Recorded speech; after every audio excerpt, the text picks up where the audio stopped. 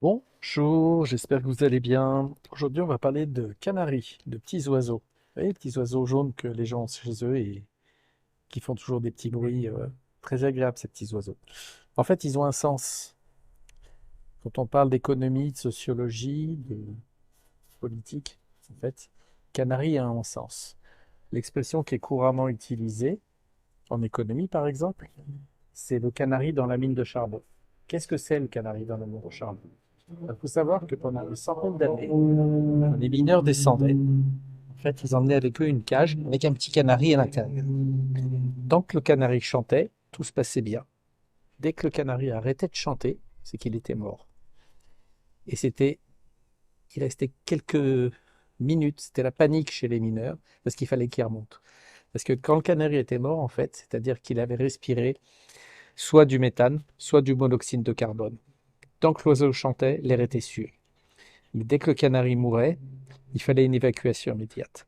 Et malgré tous les progrès technologiques, cette méthode a persisté jusqu'en 1986. Donc c'est très récent. Euh, Aujourd'hui, l'usage du canari est une tradition dépassée.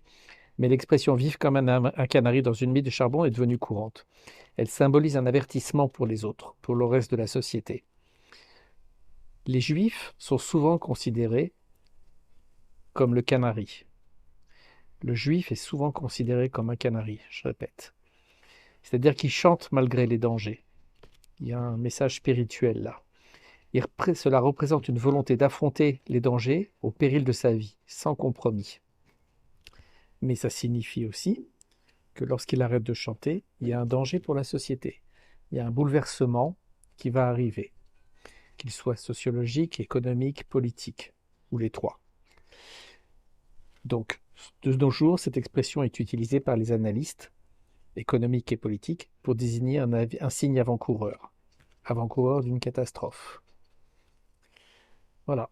Quand vous voyez ce qui se passe dans le monde aujourd'hui, et à quel point le peuple juif est stigmatisé, qu'il ait tort ou qu'il ait raison, peu importe. Je ne parle pas de politique ici.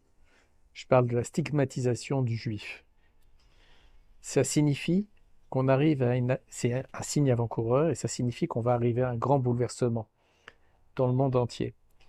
Et ça va déboucher sur un prochain podcast où on va aborder la cinquième révolution industrielle.